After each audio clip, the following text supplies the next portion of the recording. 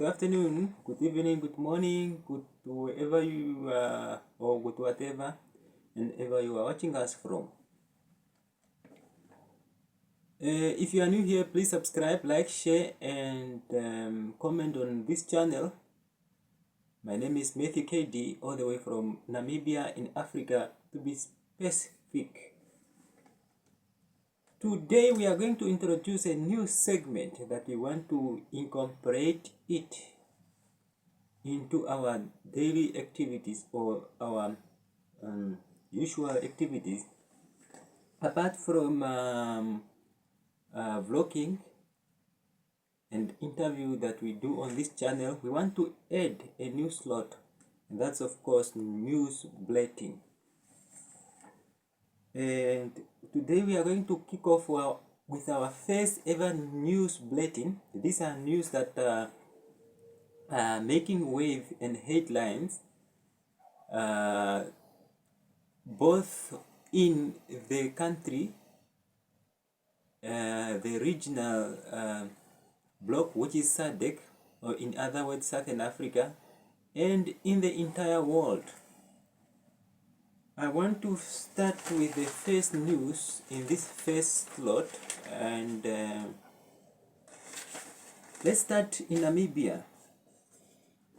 And this is this program is going to be headlining, focusing on the news that are making headline from Africa to the world, from Namibia to the world, and of course the entire SADC region. That's of course the neighboring countries like South Africa, Botswana, Zimbabwe, Zambia, Angola, Mozambique, as well as the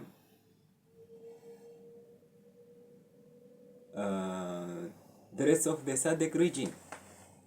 We are starting in Namibia, whereby Namibians invested 34.2 billion in life insurance. Namibian took out life insurance policies worth 34.2 billion dollars by end of June, the Bank of Namibia, in other words, BON, says. The Bank of Namibia's quarterly report shows that the non-banking financial sectors, which include insurance companies, had total asset valued of 254.7 billion at the end of second quarter of 2024.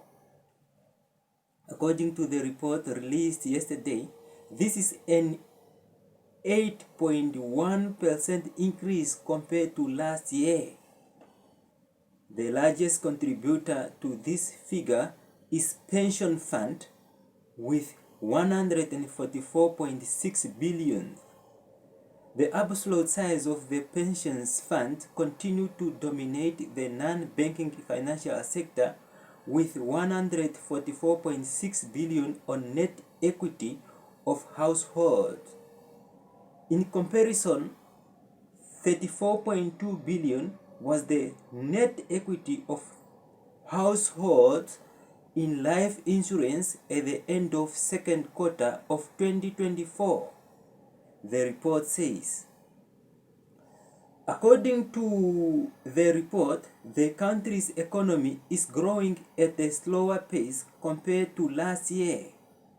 BON spokesperson Kazembire Zembruka says the mining industry saw a decline in growth due to low production of diamonds and uranium, although there was an increase in production of gold, copper, and oil gas exploration related activity.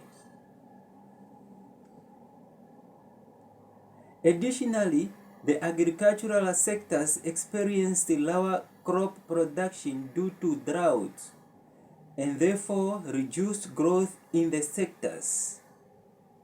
The agricultural sectors weakened on the back of low crop production due to the prevailing drought conditions. Although the drought-induced marketing of cattle and small stock sustained activity in the sector, he says, private sector credit extension, in other words PSCE, increased slightly in a second quarter, driven by an increased demand from both business and household.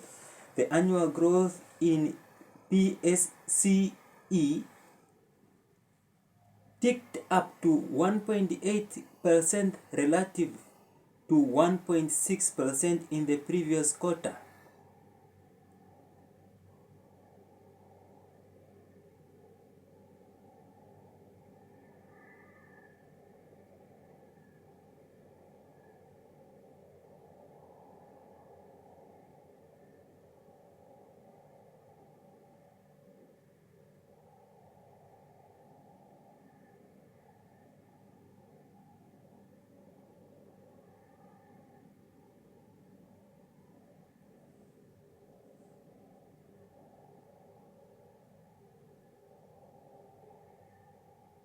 Beg your pardon.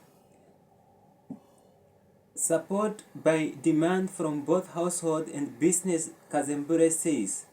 PSCE refers to the amount of money in loan that banks and other financial institutions provide to businesses and households.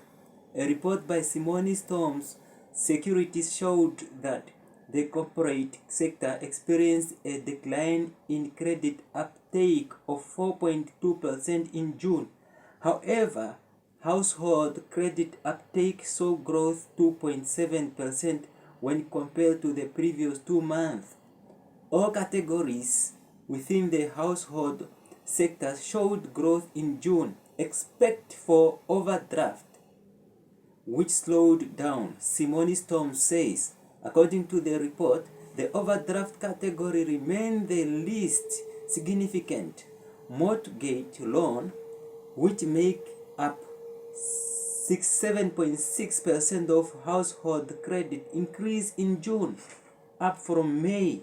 However, growth in broad money slowed due to a decrease in the net foreign assets of banks and other depository corporations. Growth in broad money is measured of the total amount of money in circulation and economy. The annual growth in M2 declined to 9.2% in the second quarter of 2024 from 11.6% in the previous quarter, Kazembere says. We are moving on to the news that are making headline both inside and outside the country. Started with the investment by the Namibian into the life insurance. Moving on to the other news that are making headline. There is this news from South Africa, but before that, let me go to the news that is making headlines from Namibia. Another news from Namibia. This is setting up Tesla factory in Namibia, no mean feat.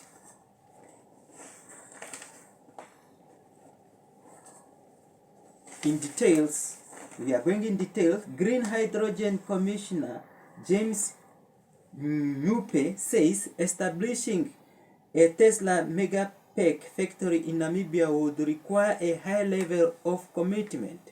Megapack is a powerful battery that provides energy storage and support. According to the company's website, Nupe, who met with Tesla boss Elon Musk at a high-level meeting last week, says the billionaire was clear that establishing such factory in any jurisdiction is not trivial investment. Musk highlighted how he had sleepless nights living at one of the first factories they established during its development, showing an incredible amount of commitment and attention to the details of that investment. Namibia would have to emulate that level of commitment to attract an investment of such a nature. He says, Tesla's megapacks, which are larger-scale energy storage units designed to store and distribute renewable energy, are essential to stabilizing electricity grid powered by intermittent sources like solar and wind. Building local megapack factories would revolutionize Namibia's energy landscape, unlocking vast economic opportunity. Nyupe, alongside President Nangolo Mbumba, met with Musk to discuss Tesla's Energy Master Plan Part 3. This plan envisions a fully electrified sustainable future, including repowering the grid with renewable, advancing hydrogen production, and scaling up sustainable energy and economy. Nyupe says Tesla's model for transitioning to renewable energy aligned closely with Namibia's own green industrialization blueprint, which emphasizes that country's rich potential is renewable energy, green hydrogen, and critical raw materials. He says Namibia's blueprint shares core principles with Musk's vision, and the nation is eager to continue learning from pioneering industrialists like Musk to accelerate its green energy ambitions. Nyupe also participated in the Mineral Security Partnership Forum, a critical platform for ensuring sustainable mineral supply chain is essential for green energy development. The forum, co-hosted by United States and the European Union, highlighted Namibia's vital role in securing the mineral necessary for a clean energy future, reaffirming its positions as a key global partner in the energy transition. The country's collaborative approach to engaging with global industrialists, investors, and policymakers ensure Namibia remain at the forefront of green hydrogen innovation and mineral security, Nyupe says. We are going on, coming from this news of Tesla, who would like to build a factory in Namibia. No mean feat. That's the title of this news I just gave you now. Now to the next news that is making headline in and around the globe is a disturbing news from South Africa. This news, one will not expect such news to still be happening in our countries or in anywhere in the world about 30 years later after the so-called independence. Outrage over farmer accused of feeding women to pigs. That's the headline. Let me just go in detail. The case of two black women who were allegedly shot and fed to pigs by a white farmer and two of his workers has caused outrage in South Africa. Maria Makagato, 45, and Lucian Lovu, 34, were allegedly looking for food on the farm near Polokwane in South Africa's northern Limpopo province in August when they were shot. Their bodies were then alleged to have been given to pigs in any apparent attempt to dispose of the evidence. A court is now to decide whether to grant bail to farm owner Zacharia Johannes Oliveira, 60 years of age, and his employees Adrian Devet, 19, and Velem Musora, 50 years of age, ahead of their murder trial. The three men will only enter a plea in court at a later date. At previous hearings, protesters demonstrated outside court demanding that the suspects be denied bail. Makangot's brother, Walter Matole, told the BBC the incident further exacerbated racial tensions between black and white people in South Africa. This is especially rife in rural areas of the country, despite the end of apartheid 30 years ago. The three men also face charges of attempted murder for shooting at Glovu's husband, who was with the woman at the farm, as well as possession of unlicensed firearm. Mabuto Nube survived the ordeal of the evening of 17 August. He crawled away and managed to call a doctor for help.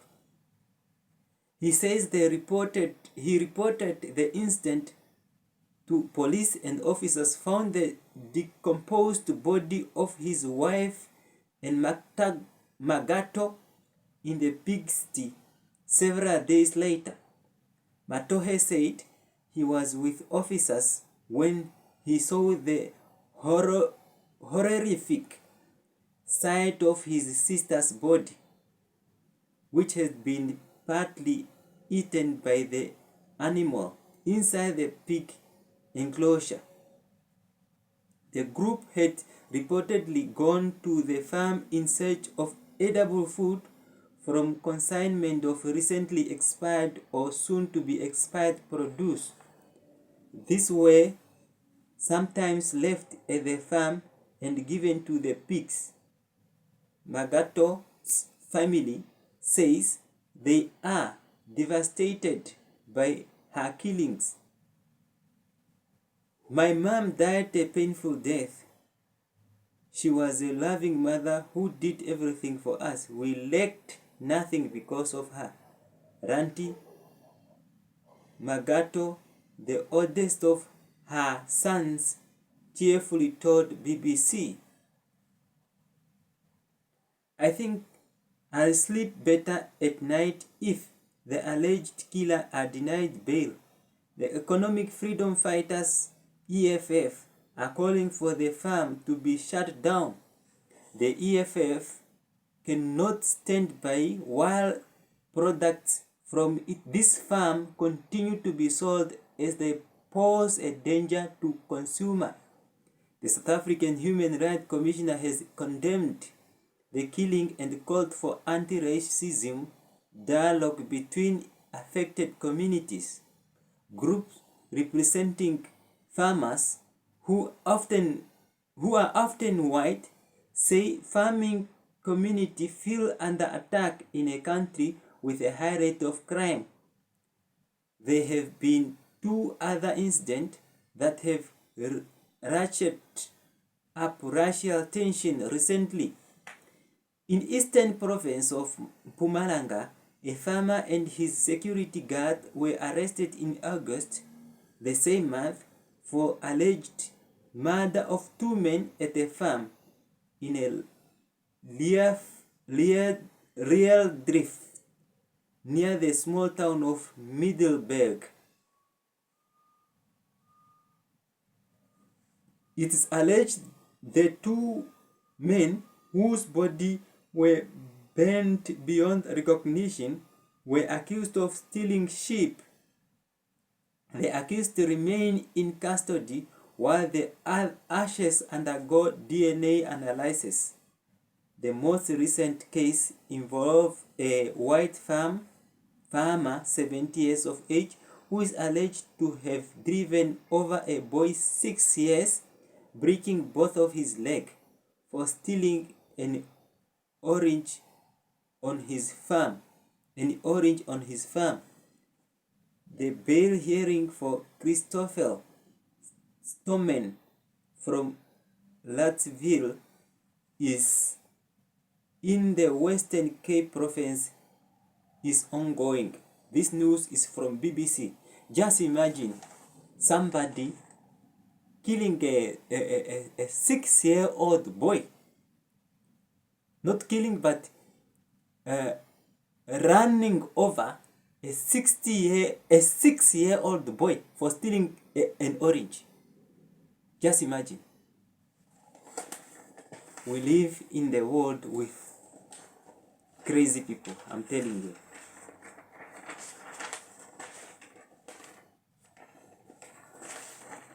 So, we are still going on with the news that are making headline in and around the countries. Now, I want to go to our last news that is coming from driving sustainability and growth. Driving sustainability and growth. This is a news from Namibia as well. This more to do with economy. We start by government institution pension fund. GIPF is vital institution in Namibia, responsible for managing and retirement savings of the significant portion of the country's workforce. At the heart of this endeavor lies the GIPF's investment until a department tasked with ensuring the long-term sustainability and growth of the fund's asset.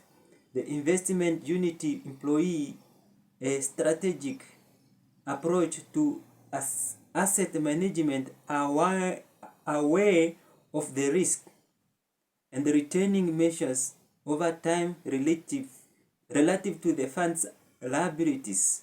This aims to ensure that the asset values in the portfolio consistently exceed the value of liability, keeping the fund well supported over time. As of March, the GIPF has been above its funding target of 105%. The fund is a major investor in the Namibian economy, with investments spanning across 3 key categories: rises, listed instruments on the former stock exchange, unlisted alternative investments such as private equity and venture capital, and treasury or fixed interest investment instruments like bond, as well as money market instruments. In 2018, the GIPF embarked on a 5-year strategic plan to transform its investment department into a globally leading investment advisor. This ambitious goal was driven by the recognition that the investment department is a core function of the fund, and aligning it with the broader vision would be crucial for the GIPF success. To achieve this, the GIPF engagement a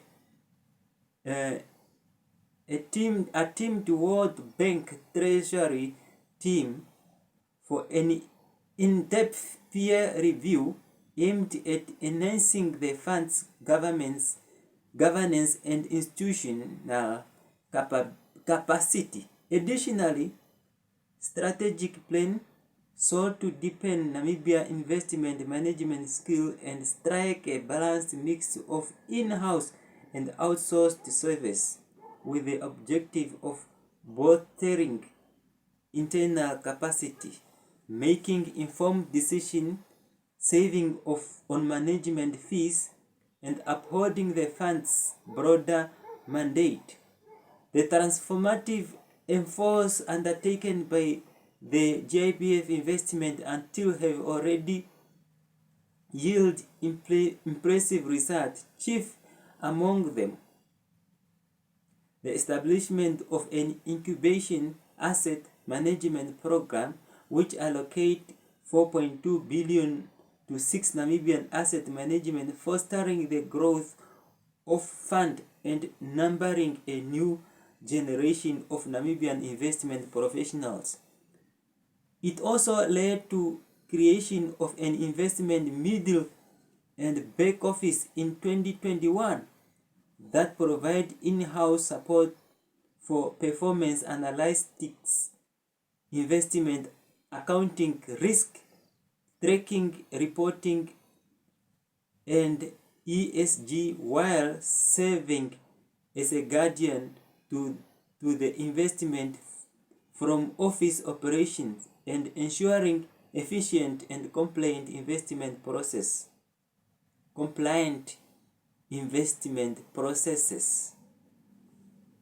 The expansion of the internal portfolio management treasury team's mandate has also been significant achievement, with the team now managing over 20.4 billion. The treasury mandate, which initially only focused on mixed or fixed income asset, was broadened to include strategic listed equities, allowing the fund to conduct due diligence on key strategic investment transactions internally.